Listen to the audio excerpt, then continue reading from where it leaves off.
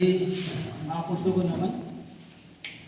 और आज इस संकल्प दिवस के अवसर पर ज्ञान के प्रतीक बाबा साहब अम्बेडकर को कोटि कोटि नमन। मेरी ओर से, मेरे संगठन की ओर से और परिवार की ओर से और आप सभी की तरफ से मैं बाबा साहब को कोटि कोटि नमन करता हूँ। साथियों, आज का ये दिन भारत ही नहीं पूरे विश्व के अंदर जो मनाया जा रहा है, उनको श्रद्धांजलि, आदरांजलि, पुष्पांजलि के तौर पर बहुत सारे कार्यक्रम चल रहे हैं। आप देखेंगे कि कई बार बहुत सारे संगठन आज का दिन ब्लैक डे के तौर पर मनाने कि हमारे देश से बाबा साहब गए तो हमारे लिए काला दिवस है। कुछ संगठन इसे आज जो है संकल्प दिवस के तौर पर, चाहे वो बाबा साहब का संकल्प रहा हो अपने जीवन में, और उसके बाद निश्चित रूप से कुछ लोग दुख के तौर पर मनाते हैं। एक उदाहरण है कि जब कार्ल मार्क्स की डेथ हुई तो उसकी जो अंतिम संस्कार था उसमें 14 लोग थे। वो सच्चे नहीं कह सकते। और बाबा साहब अम्बेडकर जिस दिन हमारी दुनिया से गए, इस दुनिया से छोड़ गए, हम लोग 6 लाख लोग थे। यही डिफर करता है अनुयायी और भक्त, क्योंकि उन 14 लोगों ने कार्ल मार्क्स की विचारधारा को पूरी दुनिया में फैलाया, आप जानते हैं।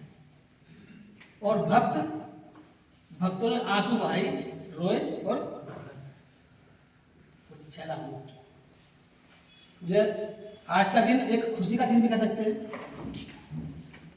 वो इसलिए कि कुछ लोगों ने आज ही के दिन संकल्प लिया, कमिटमेंट लिया कि हम बाबा साहब बोले अम्बेडकर की विचारधारा को हम घर घर तक, जन जन तक पहुंचाएंगे।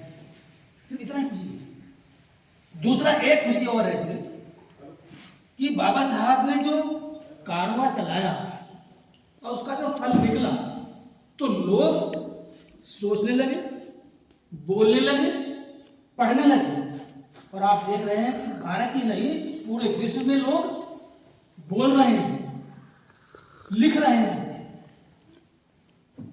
सोच रहे हैं।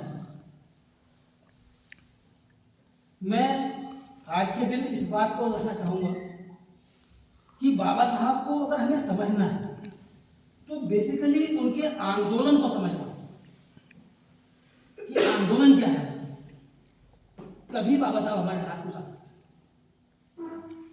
बाबा साहब जब पदार्पण करते हैं लाइफ में, तो वो जो आंदोलन की जो शुरुआत करते हैं, जो सामाजिक आंदोलन शुरू करते हैं, वो कहां शुरू करते हैं? बाबा साहब अम्बेडकर 1916 में सामाजिक जीवन में प्रवेश करते हैं। वो किस कार्यक्रम से, किस दिन से, कैसे शुरुआत करते हैं? एक घटना है। जब 1916 में बाबा साहब मात्र 25 साल के थे, तो उनका पहला कार्यक्रम जीवन में जो समाज बंधु करते हैं, एक क्रिकेटर का नाम सुना होगा आपने, पी बालन, पाव लगकर बना चंपा चाकरी बालन, उनका सम्मान समारोह रखते हैं बाबा साहब। और उनका पहला कार्यक्रम होता है कि समाज जीवन में उतरने का पदार्थ। आप देखेंगे कि 17 अगस्त 1952 को सिद्धार्थ कॉलेज मुंबई बाबा साहब एक बात कहते हैं, वो आह्वान भी करते हैं कि मेरी जय जयकार करने के बजाय मेरे अधूरे कार्यों को पूरा करने में अपनी जान की बाजी लगा।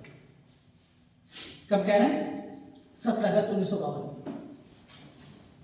सिद्धार्थ कॉलेज। आप देखेंगे कि हमारे लोग 14 अक्टूबर को कहां जाते हैं? नागपुर जाते हैं। लाखों लोग जाते हैं, जय जयकार करते जाते हैं, और जय जयकार करते हुए उधर से वापस आते हैं अपने घर आ जाते हैं। फिर कब जाते हैं? 6 दिसंबर, आज के दिन। 20 मार्च को कहा जाते हैं? बाहर जाते हैं, जय जयकार करते हैं। और अभी जो मेरे साथी पहले बोल रहे थे कि बाबा साहब का जो मूल मंत्र है 3, शिक्षित बनो, संगठित करो, संघर्ष करो। बाबा साहब, हम बार बार अपने वक्तव्य में कहते हैं कि बाबा साहब से ज्यादा या इस पूरे विश्व में उनसे ज्यादा बुद्धिमान, ज्ञानवान, पढ़ा लिखा कोई नहीं था। शिक्षित थे ना, उच्च शिक्षित थे, महाशिक्षित। जब बड़ौदा आते हैं तो क्या उनका क्या हाल होता है? इसका मतलब क्या हुआ? उनके साथ कितना भेदभाव होता है, छुआछूत होती है, वो उस पर अंदर नहीं जाऊंगा। वो कौन सी फिर, अगर बाबा साहब एजुकेशन की बात कर रहे हैं, शिक्षा होने की बात कर रहे हैं, तो कौन शिक्षा की बात कर रहे हैं? बाबा साहब विश्व में उच्चतम शिक्षित थे, उसके बावजूद भी उनके साथ जो व्यवहार था, इसका मतलब केवल और केवल एकेडमिक शिक्षा जो है सफिशिएंट नहीं है। क्या मतलब इसका? हमारे राष्ट्रपति को के साथ व्यवहार कैसा होता है? आप जानते हैं, शिक्षित है। बाबा साहब जिस शिक्षा की बात कर रहे हैं, जो 2 स्कूल होते हैं, school of academic, school of thought. तो स्कूल ऑफ थॉट की बात कर रहे हैं बाबा साहब, जो 3 मूल मंत्रों की लिखते हैं। जहां एक एग्जाम्पल मैं आपके साथ में रखता हूं। अगर बाबा साहब को समझना है वास्तव में, तो भारत में जितना भी लिटरेचर है, साहित्य है, सारा प्रोफेसर है, सारा प्रोफेसर है। सिर्फ पैसा कमाना है और कमाना है। क्योंकि बाबा साहब शख्सियत है, उनका चित्र निकालो पैसा मिलता है, उनके लिए किताब निकालो पैसा मिलता है, उनके लिए वीडियो बनाओ पैसा मिलता है, उनके लिए संगठन बनाओ पैसा नहीं मिलता है। प्रोफेशनलिज्म में बाबा साहब हैं। अगर हम सही मायने में बाबा साहब को जानना चाहते हैं, तो केवल 2 व्यक्ति हैं भारत के अंदर जिन्होंने बाबा साहब के अलावा, बाबा साहब के जीवन चरित्र के अलावा एक भी सिंगल लाइन बाबा साहब के अलावा नहीं लिखी। कौन है वो? चांगदेव भगवान राव देव खड़े, खैर 14 किताबें लिखी, बाबा साहब के समय में लिखी, उनके साथ रहते हुए लिखी, और बाबा साहब ने उसकी भूमिका लिखी 14 पार्टों में। इसकी भी एक कहानी छोटी सी है। उस वक्त जो मैट्रिक परीक्षा होती थी वो 11वीं क्लास में होती थी, इसे पीडी कहा जाता है, प्री डिग्री। जैसे ही चांगदेव, ये भी 4 बार जाते हैं, बहुत गरीब थे, बाबा साहब के पास जाते हैं और कहते हैं कि साहब, मतलब मेरे पास बहुत गरीब हूँ, मैंने आपका नाम सुना है कि मदद कीजिए, मुझे पढ़ाइए, मुझे कुछ पढ़ाई में मदद कीजिए। कभी कुछ साथी कहते हैं ना कि हर आदमी को एक बच्चे को मदद करनी चाहिए पढ़ाते। बाबा साहब अम्बेडकर के पास जाते हैं चांगदेव, और बाबा साहब साफ मना करते हैं, नहीं साहब, मेरे पास तेरे लिए कोई मदद नहीं। वो बड़े परेशान होते हैं चांगदेव से, क्या कैसे आदमी है, मैंने तो नाम सुनना कदम। तो जाते हैं उदास से होकर, फिर वापस आते हैं कि साहब एक काम तो कर सकते हैं कि एक पर्चे पे लिख कर दे दीजिए कि भाई ये गरीब आदमी है, हमारे समाज का आदमी है, इसकी कोई मदद करो। और निश्चय बाबा साहब ने कहा कि हाँ, ये तो मैं कर सकता हूँ। बाबा साहब ने लिखा कि चांगदेव जो है गरीब बच्चा है, पढ़ना चाहता है, और इसकी जो मदद करे, और नीचे लिखा डॉक्टर BR अम्बेडकर साहब। वो चांगदेव जिस व्यक्ति के पास जाता, हर कोई उसकी मदद करता, क्योंकि नीचे साइन किसके थे? Doctor BR Ambedkar. Uncounted cheque बन गया, ब्लैंक चेक बन गया। और चांगदेव ने जो है MA की डिग्री उसके बाद की। बाबा साहब के पास गए कि मैं सर ये ऋण कैसे चुकाऊं आपको? उसने कहा नहीं, आप समाज के लिए जो बात करते हैं बात कीजिए, जो आप कह रहे हैं ना कि सेवा कीजिए समाज की, उनके साथ जाकर मिलिए, उनकी बात कीजिए। चांगदेव ने कहा कि नहीं, मैं कुछ तो करूं कि मैं बाबा साहब का ऋण जो है, उनका जो जीवन व्रत है, जीवन चरित्र है, वो लिखूं। और उन्हें 14 पार्टों में बाबा साहब ने उसकी भूमिका लिखी, और जो है इस तरह से मतलब जो दूसरे हैं एक BR पाटिल, उन्होंने भी पूरे जीवन भर जो है बाबा साहब के जीवन चरित्र के अलावा एक सिग्नल लाइन लिखी।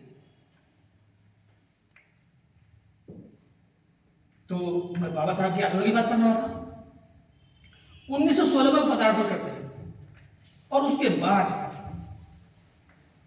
वो देखते हैं कि यह आंदोलन जब मैं शुरू कर रहा हूं तो बाबा साहब का मूवमेंट क्या है? राष्ट्रव्यापी, स्वावलंबी और स्वाभिमानी। ये आंदोलन राष्ट्रव्यापी, स्वावलंबी और स्वाभिमानी जब तक नहीं होगा तब तक जो हम चाहते हैं वो प्राप्त नहीं कर सकते। तो उस आंदोलन को शुरू करने से पहले बाबा साहब 1916 के पहले जितने भी भारत के अंदर आंदोलन हुए उनको समझा। क्या आंदोलन थे? सारे आंदोलन को देखा और समझा।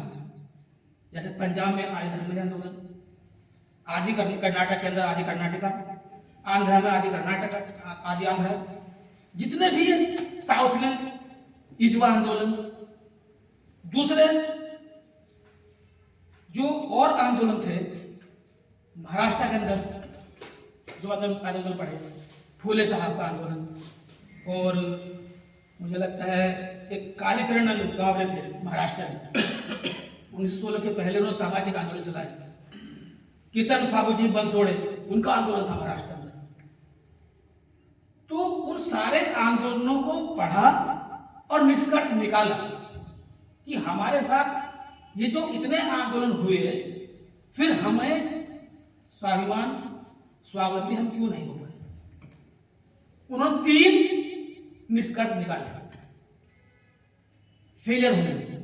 पहला क्या था कारण? कि जितने भी पूरे भारत के अंदर पॉकेट वाइज, स्टेट वाइज जो आंदोलन चल रहे थे उन आंदोलनों का जो 3 रीजन निकाले, 3 कारण निकाले, 3 कमियां निकाली, वो क्या थी? पहला था कि कोई भी डॉक्यूमेंटेशन नहीं था, नो डॉक्यूमेंटेशन, यानी कि लिखित दस्तावेज उन आंदोलनों का नहीं था। सबसे बड़ी कमी निकाली बाबा साहब। दूसरी कमी थी सामूहिक ऑब्जेक्टिव, यानी कॉमन गोल नहीं था किसी भी आंदोलन का। अगर पंजाब का आंदोलन आय धर्मी आंदोलन, तो वो धर्म के बारे में आंदोलन कर रहे हैं कि हम अपनी पहचान के आंदोलन कर रहे हैं। इजवा आंदोलन किसी जाति के नाम पर आंदोलन कर रहा है। कोई महाराष्ट्र के अंदर किसी छुआछूत के ऊपर बात कर रहे हैं, यानी कि किसी का भी इन आंदोलनों का कॉमन गोल नहीं था। दूसरी कमी। तीसरी कमी निकाली बाबा साहब ने, क्या थी? कि इन आंदोलनों का जो पॉकेट वाइज आंदोलन जगह जगह हो रहे थे उनका कम्युनिकेशन और कोऑर्डिनेशन नहीं था। सेपरेट अपना अपना आंदोलन कर रहे थे, अपना अपना हुआ बोल रहे थे, अपना अपना प्लान कर रहे थे। ये 3 जो कमी निकाली बाबा साहब ने ढूंढी, तो उन्होंने सबक लिया इसलिए आंदोलनों से कि मैं ये कमी अपने आंदोलन में नहीं छोड़ूंगा। तो फिर उन्होंने बुद्धा को पढ़ी रहे थे बचपन से, फूले साहब को पढ़ी रहे थे। तो उन्होंने जो ऑब्जेक्टिव बनाया बाबा साहब ने, तो उन्होंने भी बोरो किया। उन्होंने ऑब्जेक्टिव नहीं बनाया, बल्कि जो हमारे फोरफादर्स बुद्धा का आंदोलन था, जो संतों के आंदोलन थे, उनको सबका जो कॉमन गोल था उस कॉमन गोल को एक्सेप्ट किया बाबा साहब। क्या था? क्योंकि जो हम जिस चीज से जूझ रहे थे, हमारा समाज जिस व्यवस्था से जूझ रहा था, उस व्यवस्था को जो खड़ी व्यवस्था था उसको पड़ी व्यवस्था बनाना है, यानी कि सामाजिक व्यवस्था परिवर्तन। बाबा साहब ने अपना ऑब्जेक्टिव बनाया, अपने महापुरुषों का ऑब्जेक्टिव जो था वही अपनाया और वो आंदोलन चलाया। उस आंदोलन को स्टार्ट तो किया, उद्देश्य ही बना लिया, फिर उसके सब ऑब्जेक्टिव बनाए। क्योंकि अगर मान लीजिए हम सीधे हिमालय पर चढ़ना हो तो डायरेक्ट नहीं जा सकते ना, हिमालय को जाने का जो रास्ता है वो तय करना होगा। तो वो जो पहला ऑब्जेक्टिव क्या होगा कि वो रास्ता पहले तय करें हिमालय तक पहुंचने। हिमालय के बाद चढ़ना है तो फिर हिमालय के ऊपर चढ़ जाएगा। वैसे ही बाबा साहब ने 3 जो ऑब्जेक्टिव बनाए, सब ऑब्जेक्टिव, उन ऑब्जेक्टिव में क्या क्या बनाया? जो आप देखेंगे कि जो सब ऑब्जेक्टिव बनाया, तो पहला बनाया उन्होंने अस्पृश्यता का अनटचेबिलिटी को खत्म करना है। दूसरा, राज्य प्रति जमात बनाना इस समाज, और तीसरा, न्याय, समता, स्वतंत्रता, भाईचारा पर आधारित इस देश और समाज का निर्माण करना। वो जो 3 सब ऑब्जेक्टिव बनाए, तो वो पहला था अनटचेबिलिटी को डिस्ट्रॉय करना है, समाप्त करना है, ये था उनका करंट, बहुत बहुत उसी समसामयिक उद्देश्य रखा। दूसरा जब रखा short term objective, short term objective मतलब राज्यकर्ता जमात करना, क्योंकि काशीराम साहनी कहते हैं ना कि जो राजा होते हैं उनका शोषण कोई नहीं करता, शोषण नहीं कर सकता। और जो तीसरा जो इस पूरे देश और समाज का जो निर्माण करना है इन मानवीय मूल्यों के आधार पर, वो उन्होंने लॉन्ग टर्म ऑब्जेक्टिव रखा। साथियों, अगर 3 ऑब्जेक्टिव बनाए तो फिर 3 योजनाएं भी बनाई, क्योंकि अगर उनके आंदोलन में घुसते हैं तो फिर बहुत ज्यादा विरोध हो जाता है, जो राजकुमार जी कह रहे थे। इसलिए मैंने उसको मोटा मोटा जो मुझे समझ आया मैंने वो बनाया। तो 3 योजनाएं बनाई। अगर 3 ऑब्जेक्टिव बनाए, सब ऑब्जेक्टिव, मेन ऑब्जेक्टिव क्या बनाया, अल्टीमेट ऑब्जेक्टिव सामाजिक व्यवस्था परिवर्तन, सोशल चेंज। तो वो अल्टीमेट है। 3 सब ऑब्जेक्टिव बनाए और 3 योजनाएं बनाई। 3 योजनाएं कौन सी बनाई? सेपरेट इलेक्टोरेट, जिसके साथ में जिक्र भी किया था, सेपरेट इलेक्टोरेट। दूसरा बनाया सेपरेट सेटलमेंट, दूसरी योजना। और तीसरी योजना थी इनके भारत के संविधान का बना। इसीलिए बाबा साहब अम्बेडकर ने सबसे ज्यादा जो जद्दोजहद की संविधान सभा में जाने के लिए, जब कांग्रेस कह रही थी कि हमने डॉक्टर अम्बेडकर के लिए संविधान सभा के दरवाजे ही नहीं खिड़कियां तक बंद कर दी, और बाबा साहब मुंबई से हार कर कजरोलगढ़ से कहां लड़ने जाके, बंगाल। ज्यादा क्योंकि समय नहीं है इसलिए उस कहानी नहीं बताऊंगा। और उसके बाद जब मतलब उसको बाहर दे दिया था, आज बंगाल का है हिस्सा, खुला जैसोर को, वहां से जो है उनकी सदस्यता रद्द होती है, फिर दोबारा जाकर चुनाव लड़ते हैं। वहां किससे लड़ रहे हैं? सुभाष चंद्र बोस के भाई से चुनाव लड़ रहे हैं। फिर कजरोलगढ़ से लड़े और उसके बाद जब लास्ट का तीसरा चुनाव जीता संविधान सभा में जाने के लिए, जब तो जहद कर रहे हैं कि संविधान सभा में जब तक मैं नहीं जाऊंगा तब तक मेरी तीसरी योजना है, तब तक मैं सफल हो नहीं सकता। तो वहां से जीतते हैं। जो कहते हैं कि कांग्रेस को क्रेडिट देते हैं ना, कांग्रेस ने मतलब उसको दिलवाया और वह सीट खाली कराई, क्योंकि मजबूरी थी, वो लंबा इतिहास में जाना नहीं चाहता, क्योंकि अगर कभी वो होगा कैडर कैंप टाइप तो फिर मतलब पूरे दिन का हिस्सा है कि जो मतलब उसको फिर खोल कर बताया जा सकता है। आप देखेंगे कि कॉन्स्टिट्यूशन में जाते हैं, उनका जो आंदोलन ये कोई इमोशनली मूवमेंट नहीं था, ये कोई ट्रेडिशनली मूवमेंट नहीं था, प्योरली साइंटिफिक मूवमेंट था। साइंटिफिक।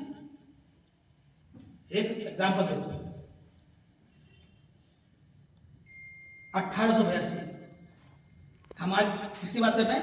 रिप्रेजेंटेशन की, प्रतिनिधित्व की बात करते हैं, आखिरी बात करते हैं ना। तो 1882 में इस देश को प्रतिनिधित्व शब्द से जो मुलाकात कराई, राष्ट्रपिता खुले कराते हैं 1882 में हंटर कमीशन देते हैं कि हमारे लोगों को जो है उसमें प्रतिनिधित्व, इसमें एजुकेशन दिया गया।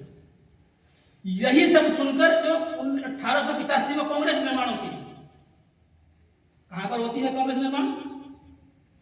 1885 में होती है ना, 1885 में। कहां पर? 28 दिसंबर 1885 को जो तेग बहादुर मुंबई का जो हॉल था, यह मनोरंजन क्लब था, और यही मनोरंजन क्लब एनल ऑक्टेवियन रूम, इसको कांग्रेस में तब्दील कर देते हैं। मनोरंजन क्लब क्या डिमांड करते हैं? फूले साहब से प्रेरित होकर अंग्रेजों से डिमांड करते हैं कि हमें भी शासन सत्ता में प्रतिनिधित्व चाहिए। और उसका संज्ञान कर लेते हैं अंग्रेज 1918 में। कितने साल के बाद? 33 साल के बाद, 33 ईयर के बाद। और जैसे ही फर्स्ट इंडिया एक्ट आता है तो साहू जी महाराज कोल्हापुर के वो राजा होते हैं, और जैसे ही ये साउथ बोरो कमेटी आती है 1818 में कांग्रेस के रिक्वेस्ट पर कि हमें प्रतिनिधित्व चाहिए, तो उसको क्या करते हैं? वो इसी का एनालिसिस करने के लिए आते हैं, विश्लेषण करने के लिए आते हैं। जैसे ही ये बात साहू जी महाराज को पता चलती है तो आपने एक नाम सुना होगा, भास्करराव जाधव, भास्करराव जाधव, मराठा के। उस वक्त के एमए थे और पहले बीए पास थे, फर्स्ट डिवीजन पूरे महाराष्ट्र में, भास्करराव जाधव जाधव। और दूसरे बाबा साहब अम्बेडकर। साहू जी महाराज उन दोनों को बुलाते हैं और कहते हैं कि साउथ बोरो कमेटी आ रही है और अपना प्रतिवेदन दीजिए, अपनी डिमांड दीजिए, क्योंकि कांग्रेस देने वाली है और कांग्रेस अगर मानेगी अपना रिप्रेजेंटेशन तो सिर्फ उन्हीं को मिलेगा। इसलिए आप ओबीसी के लिए, पिछड़े वर्ग के लिए मांगिए, और बाबा साहब अम्बेडकर को कहते हैं साहू जी महाराज की आप जो अछूतों के लिए मांगिए। बाबा साहब की योजना इसलिए मैं सिद्ध कर रहा हूं क्योंकि बाबा साहब अम्बेडकर स्टार्टिंग से 18 से लेकर और लगभग 42 तक जब वो शेड्यूल कास्ट फेडरेशन बनाते हैं, वो बाबा साहब अछूतों की बात कर रहे हैं, क्योंकि उन्हें पता है कि मेरी पहली योजना है इस देश से अनटचेबिलिटी समाप्त करना, इसीलिए कर रहे हैं बात। ऐसा नहीं कि बाबा साहब के दिमाग में नहीं था कि जो जितना भी मतलब मेरा पिछड़ा वर्ग है, मूल निवासी समाज है, उनकी बात नहीं करनी, क्योंकि जो ज्यादा जरूरी चीज है योजनाओं का मतलब होता है कि पहले काम कौन सा जरूरी है। अगर आप ऑफिस जा रहे हैं तो आप देखेंगे आपकी फाइल कौन सी पहले करनी है और बाद में कौन सी करनी है, इसका मतलब ये प्लानिंग का हिस्सा, सीपी का प्लानिंग, सेंटर प्लानिंग होती है किसी ऑफिस में। तो बाबा साहब के आंदोलन को इसलिए कह रहा हूं कि वो साइंटिफिक मूवमेंट था।